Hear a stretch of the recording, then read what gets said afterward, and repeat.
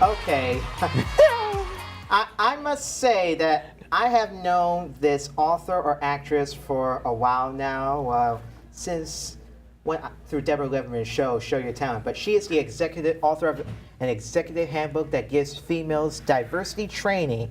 She hopes her book will help men understand what it means to be a female executive and also enable women to become C-level executives.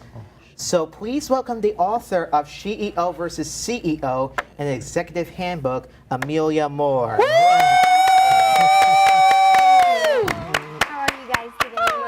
We're Doing good. So I was reading more about this book here, and you have something more interesting where you dedicated to a lot of people, and you talk about in terms of like with men and women, you give out your definition. But I want to know for sure what got you inspired into writing this book here. There's a lot going on with the female movement right now, and you know.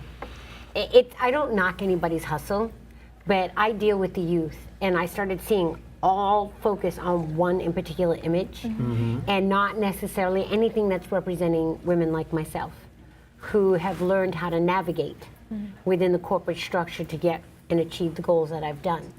And I was finding myself talking to the television like, no girl, that ain't right. Or talking to the radio like, you got it completely wrong. You know? Or even just, you know, at the train or the bus stop, hearing some girls deal with the same challenges that I was dealing with. And I'm like, yeah, something's got to be done. And I always give back before I go to the next chapter in my life. And now as a creative, as a journalist and an actor and a TV host, I felt like I wanted to just leave something about my executive life. And so that's what this was. Oh, okay. SheEO versus CEO. I love the title. I love it too. Thank you. It's pretty catchy. You know, it's so funny because the book itself is now turning into a movement. I've spoken before the National Black MBA Association and helped out some managers, you know, female managers, as well as some of the other managers, the male managers that were like, wow, I never even thought about that.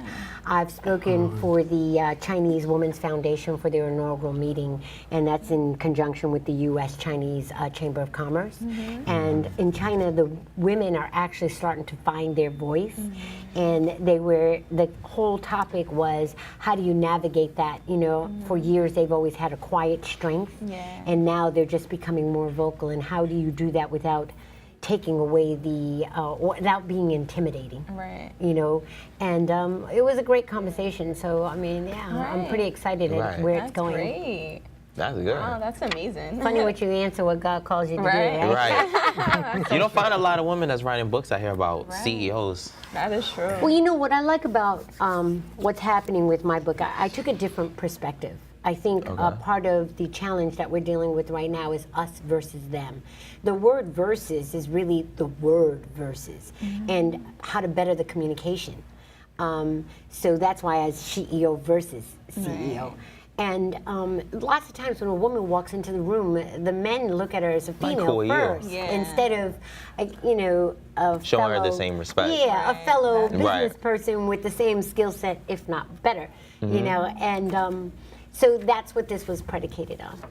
You know, and it's been making its little It's challenging. moves. Yeah, it's very challenging. It's been making its little moves. It's been making its noise all on its own. You know, it's funny. My publicist, shout out to Triple Access, she's always posting something.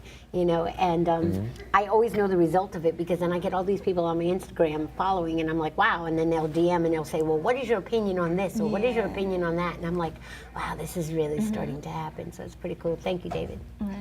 She has a voice, and she wanted. You didn't have to thank me, but you're welcome. No, sorry. That's very inspiring.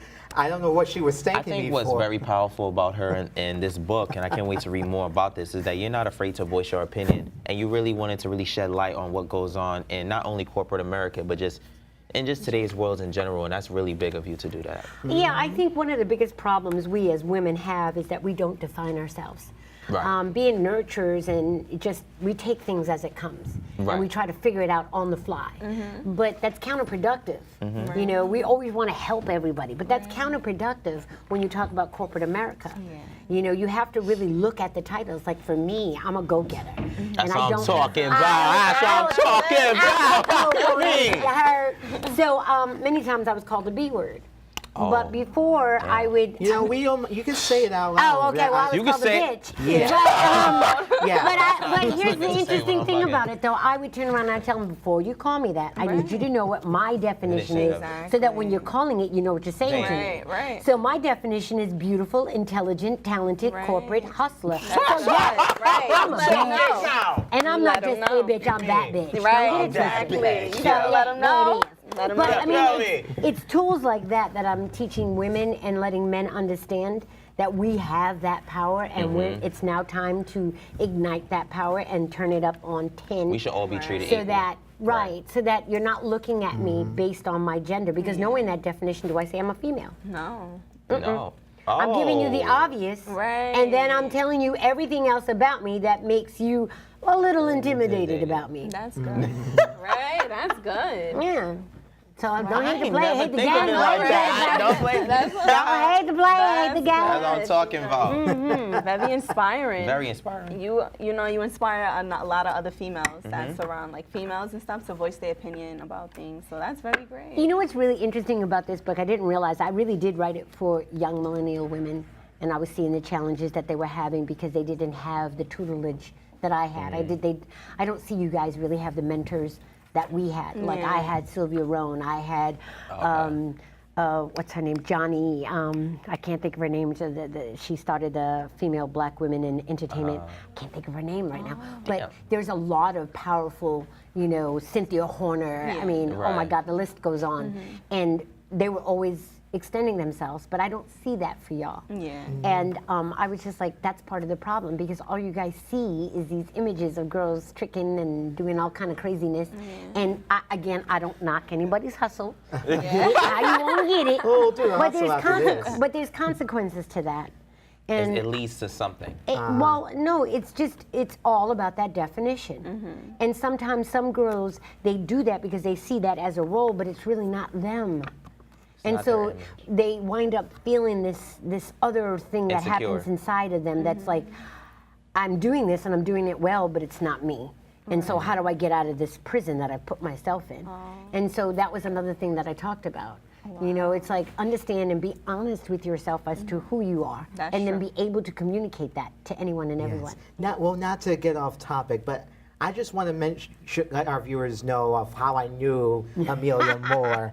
All right. Deborah Liverman, who is our Yes. co-executive producer of this show here. Love, Deborah. Yes, she Right. did. She has her show, Your Talent, here, and she was one of the performers or guests on her show. Could we take a look at this? Oh, It was no. funny. Chantel, is Beverly out there? Yeah, I know. When she saw Tafina, she quickly moved out of her way. No, it's not necessary to bring in refreshments. Just send her in, please. Thanks. Hello, Beverly. Please sit down. Thank you very much, Dennis. I can totally understand the reason for this conference. It is Dafina. She rudely advised me to stay away from the coffee machine. She believes everyone is against her, but I am not. I don't drink coffee. Do my teeth show that I drink coffee? Huh. Dafina needs help. Beverly, perhaps I should hold a conference with the both of you and the other co-workers.